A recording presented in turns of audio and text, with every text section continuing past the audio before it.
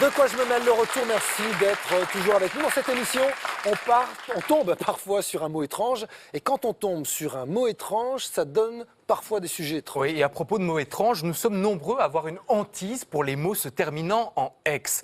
Alors, je ne sais pas si à l'école... Oui, vous avez payé la facture d'électricité. N'ayez pas l'esprit mal tourné, Renaud, quand vous entendez un mot en X. J'ai plutôt l'impression, je pense qu'au moment où on était enfant, on avait peur du Tipex, de l'odeur du Tipex qui pouvait remonter jusqu'au cortex notamment. On avait peur aussi quand on a découvert chez notre maman ses premiers vêtements en latex. Je ne sais pas si ça vous rappelle quelque chose. Mais ma mère n'avait pas de vêtements en latex. Ça expliquerait beaucoup de choses chez vous. On a eu peur aussi lors des cours d'histoire à l'école qu'on remonte à l'époque où le feu se créait encore au avec des silex. Oui, vous êtes beau, ça va vite. Et on a tous pleuré la première fois quand notre première petite copine est devenue notre ex.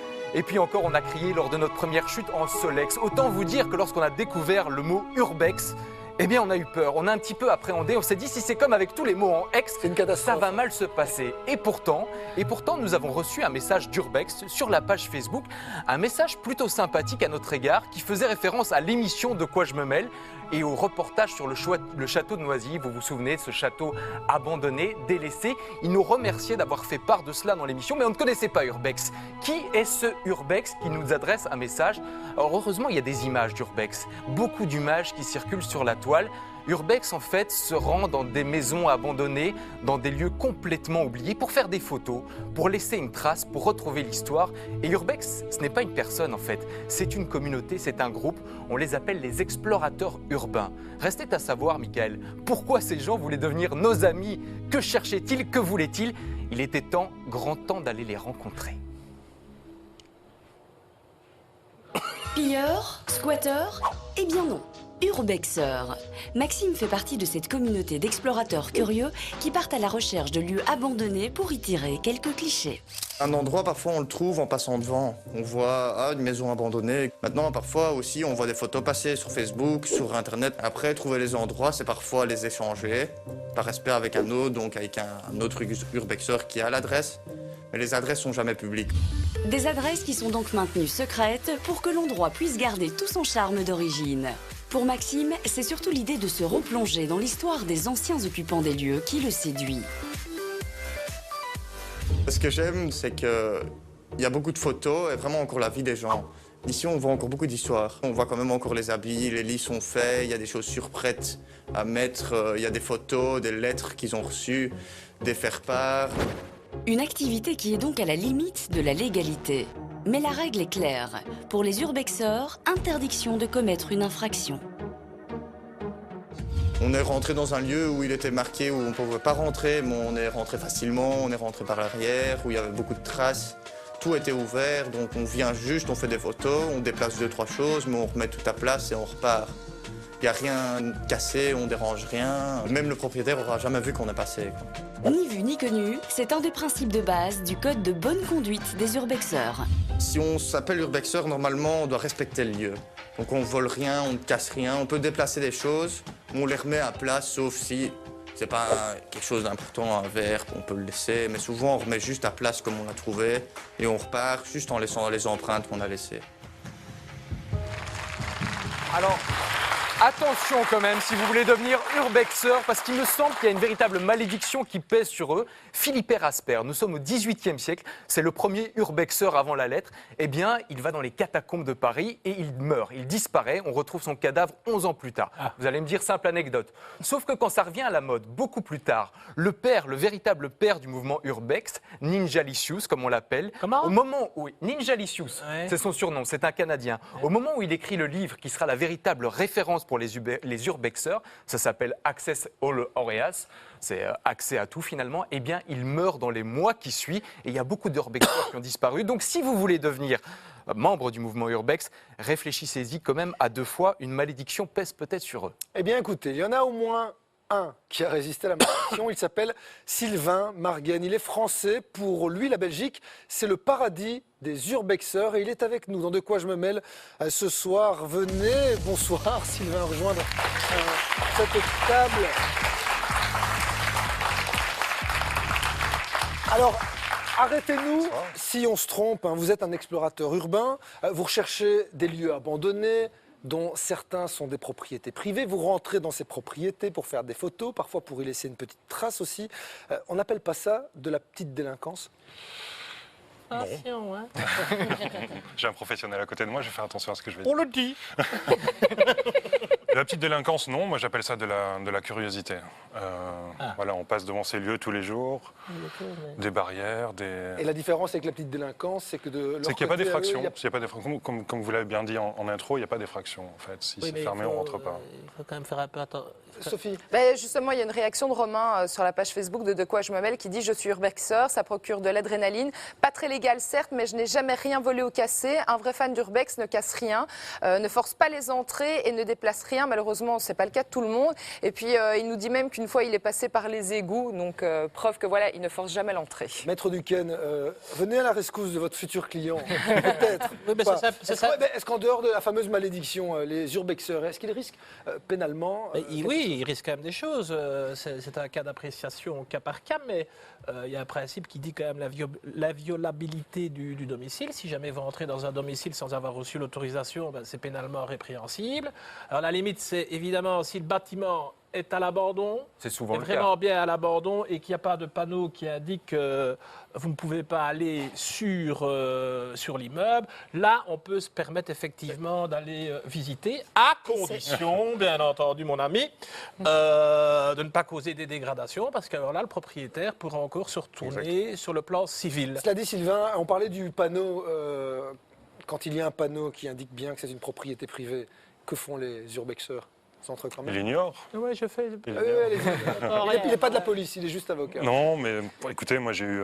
Je suis tenu par la Ça fait une vingtaine d'années que je fais ça. Je me suis fait arrêter plusieurs fois, soit par des vigiles, de la police. Et puis au final, quand il n'y a pas d'effraction, je veux dire. Et puis ils comprennent aussi votre démarche, vous leur expliquez? J'essaye.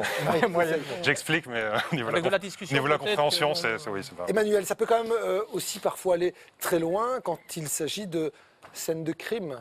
Ben, c'est toute la différence. Voilà, c'est la frontière entre le voyeurisme et l'art, parce qu'on peut vous qualifier d'artiste, puisque un urbexeur s'est rendu dans la maison de Dutroux. Alors vous imaginez, la maison, elle est derrière un mur de briques qui est complètement délabré, et il s'est dit, ben voilà, est-ce que je rentre, est-ce que je rentre pas, est-ce que je veux voir la maison qui a été habitée par ce monstre-là, et il est rentré. Alors voilà, on peut juger, c'est vraiment des scènes de vie, tout était encore là, des jouets de son fils, puisque Marc Dutroux a un fils. Il y avait ses disques préférés, il y avait encore des scellés, les murs qui s'effondrent. Pas mal de cambrioleurs sont rentrés et ont dérobé quelques objets. Ici, lui, il jure qu'il n'a rien touché. Il a simplement pris des clichés. Eh bien, moi, j'ai envie de dire, j'avais envie de voir ça. Voilà, ça permet quand même de ne pas oublier. Il n'a rien fait de mal. Simplement, il a montré que Dutroux était à ce moment-là, en tout cas, un homme, un papa, un peu comme les autres. Renaud. Mais je suis peut-être. Et que je suis d'accord avec Manu. C'est pas vrai. Et tout arrive. Tout Je arrive. crois à que ça qui doit sait être fait dans de attendre. bonnes conditions, évidemment. Parce que si vous allez dans une maison où quasiment tout est à l'état neuf, salut, c'est nous, on vient faire des photos, c'est pas bon. C'est pas le principe. C'est pas le cas. non, Voilà, c'est pas je le cas. pense que ça doit avoir une valeur historique ou une valeur C'est ça, une histoire à informative, raconter, une histoire quoi. à raconter, Ouais, et exactement. peut-être attirer l'attention des autorités sur des endroits qui Voilà, se sensibiliser, dégradent. mobiliser les associations patrimoniales, tout ça, ça fait partie de la démarche. Mais Sylvain, entre nous, vous dites que la Belgique est le paradis des urbexeurs parce qu'il y a 200 ou 300 lieux répertoriés, il y a plein de sites industriels à l'abandon. Est-ce que c'est pas aussi parce que les autorités policières sont un tout petit peu plus sympas qu'en France? Il y a un petit peu ça, ouais. Et alors en France, oui, mais par Vous êtes rapport- français à la Ouais, base, je suis hein, français, vous mais êtes- par rapport à l'Angleterre ou aux États-Unis, où je veux dire même rentrer sur un parking avec une barrière, c'est interdit, répréhensible, il y a des caméras partout. En Europe, on est plus cool, et en Belgique, n'en parlons pas, quoi. Et vous définissez aujourd'hui vraiment comme un artiste? Parce que c'est la question que tout le monde se pose finalement. Ben, écoutez, moi, j'ai commencé dans une démarche documentaire, historique, plutôt que, voilà, pour témoigner, dire, voilà, il y a ces lieux, c'est absurde. Pourquoi? Donc j'avais envie de partager ça, de montrer. Et puis, effectivement, c'est plus chouette quoi, quand les photos sont belles. Donc je me suis mis sérieusement à la photo, j'ai fait mes bouquins, voilà, je sors mon 4e, des expos. Et puis voilà, et de temps en temps, il y a des bons retours. Je veux dire, j'ai pu sauver des bâtiments. Et ça, c'est quand même chouette. Quoi. Même si la démarche n'est pas militante, ça fait quand même plaisir. Quoi. Thibaut parlait au départ d'urbexeurs qui avaient disparu. Est-ce que c'est pas le risque, justement, à un moment donné, de rentrer dans des endroits tellement délabrés que des accidents peuvent survenir? Je suppose que c'est un peu ça qui explique les disparitions. Tout à fait. Enfin, à part le monsieur de l'exemple qui a eu une petite maladie. Mais vous n'allez jamais seul quand même. Ça dépend. Donc, Ah oui. 2, 3, c'est le bon nombre pour un nouvel endroit. Pour quelque chose que je connais, pour m'imprégner de l'atmosphère, prendre mon temps pour faire les photos, là j'y vais tout seul, quoi. Mais c'est vrai qu'une découverte tout seul, ça peut être un peu risqué. Alors Sylvain, c'est le moment de voir qui autour de la table est votre ami ou pas. On va leur demander de se mouiller un petit peu. Ils ont chacun un petit panneau sur lequel est indiqué artiste ou voyou. C'est à eux de décider si, d'après ce que l'on va voir à l'image, Forcément. les urbexeurs... Regarde, il m'attend. La Regarde, jeune- il m'ose pas, là. la Il jeune- m'ose pas, il non, non, m'attend. allez-y le premier. Voilà. Allez-y Eh le ben, premier. non, mais je dois dire, au départ, Oh là j'aurais là mis là ça là là. et j'ai changé d'avis. Ah. Et moi, dès le départ, parce que je trouve ça génial ce qu'il fait. Ben, on est tous Voilà. d'accord sur le fait qu'il est un artiste. Par contre, on a encore 2-3 lieux à vous conseiller, 2-3 lieux abandonnés qui, en tant qu'urbexeur, pourraient vous intéresser. Regardez notamment ce stade qui est laissé à l'abandon ou qui risque de devenir à l'abandon d'ici quelques semaines. Le stade- Alors, si vous trouvez un trophée, vous le laissez là. C'est une pièce blague de d'identité, vous mauvais n'y goût, touchez ça. pas. Il y a aussi également le siège d'un célèbre parti politique qui pourrait vous intéresser. C'est le siège du CDH à l'abandon. Et puis par contre, attention, vous pourriez prendre ceci pour un lieu abandonné. C'est une série de bus, mais ce n'est pas un lieu abandonné. C'est juste qu'ils sont en grève. À ne pas confondre avec des bus à l'abandon. Attention aux urbexeurs, pas tous permettent. Sylvain, Joëlle Milquet, ministre de la Culture, est-ce qu'elle doit vous accorder le statut d'artiste? Bah, je milite. Non, c'est pas vrai. J'y ai cru.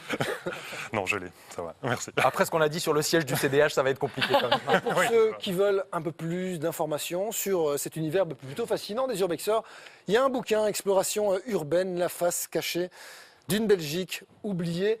Merci. Il y a un problème, Sophie? Mais non, mais je crois que c'est chez moi.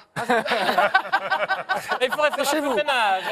C'est chez vous, non, mais vous habitez, Ben, je trouve que j'ai l'impression que oui, c'est ok. pas loin de. Ben, vous voyez, c'est Ok, donc soit vous chez moi ou habitez pas dans loin un de chez moi. lieu, Mais qui était à l'état d'abandon et heureusement, ça a été racheté par des promoteurs et Et après, retransformé vous en vous appartement. étonnez quand vous êtes malade la Saint-Valentin. Mais c'est Ah, possible. ok, donc, il y a des travaux. Merci Sylvain d'être venu. Vous mêlez tout ça avec nous. Nous allons éclairer sur le sujet. Sophie, après la pub, c'est votre tour. On va faire un petit peu de sport, Michael. Vous savez, un sport que